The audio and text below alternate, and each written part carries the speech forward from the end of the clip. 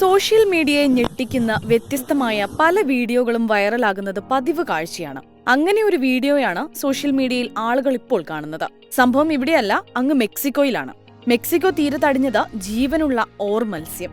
മാസങ്ങളുടെ ഇടവേളയിൽ ഇത് രണ്ടാം തവണയാണ് മെക്സിക്കോ തീരത്ത് ഓർ മത്സ്യങ്ങൾ എത്തുന്നത്.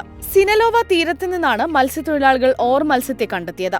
ഇതിനെ ജീവനോടെ ട്രക്കിന് പിന്നിൽ കിടത്തിയിരിക്കുന്ന വീഡിയോയാണ് ഇപ്പോൾ സമൂഹമാധ്യമങ്ങളിൽ ശ്രദ്ധ നേടുന്നത്.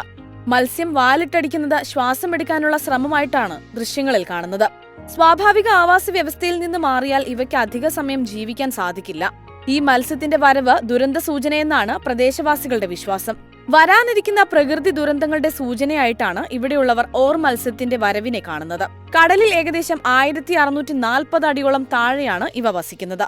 എന്തുകൊണ്ടാണ് ഇവ തീരത്തെത്തുന്നതെന്ന കാര്യം ഇപ്പോഴും നിഗൂഢമാണ്.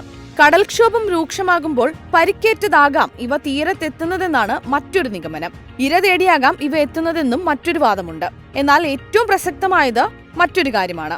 ഭൂകമ്പ മുന്നറിയിപ്പുമായാണ് ഇവ തീരത്തെത്തുന്നതെന്നാണ് ജപ്പാൻകാരുടെ വിശ്വാസം. സുനാമി പോലുള്ള പ്രകൃതി ദുരന്തങ്ങൾ മുൻകൂട്ടി മനസ്സിലാക്കാൻ കഴിയുന്ന കൂറ്റൻ മത്സ്യങ്ങളാണ് ഓർ മത്സ്യങ്ങൾ.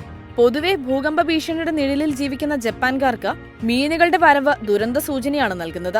ഭൂമിയിലെ നേരിയ ചലനങ്ങൾ പോലും മനസ്സിലാക്കാൻ കഴിവുണ്ട് ഈ മത്സ്യങ്ങൾക്ക്.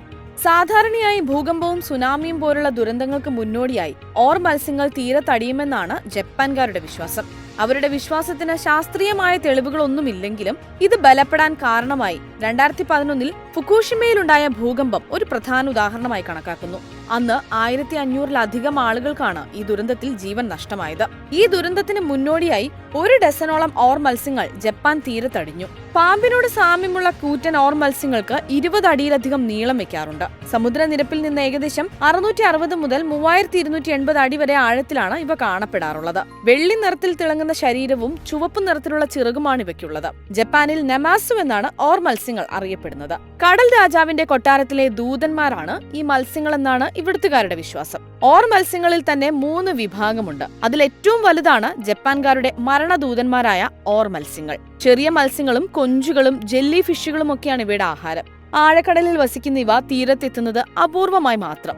ആഗോളതാപനവുമായി ബന്ധപ്പെട്ട് കടലിലുണ്ടായ മാറ്റങ്ങളാകാം ആഴക്കടലിലുള്ള ഓർ മത്സ്യങ്ങൾ തീരത്തടിയാൻ കാരണമെന്നാണ് ഗവേഷകരുടെ നിഗമനം. ഭൂമിയിലെ ഓരോ ചെറിയ മാറ്റം പോലും കടലിനകത്ത് ജീവിക്കുന്ന ഈ മത്സ്യങ്ങൾക്ക് തിരിച്ചറിയാനാകുമെന്നാണ് പലരും വിശ്വസിക്കുന്നത്. ഇത് പരിപൂർണമായും തള്ളിക്കളയാനാകില്ലെന്നാണ് ജപ്പാനിലെ ചില പരിസ്ഥിതിവാദികൾ പോലും പറയുന്നത്. ആഗോളതാപനത്തിന്റെ പ്രത്യാഘാതങ്ങൾ മനുഷ്യരെക്കാൾ മുൻപ് ജീവിവർഗങ്ങൾക്ക് തിരിച്ചറിയാനാകുമെന്നാണ് ഇവർ വ്യക്തമാക്കുന്നത്.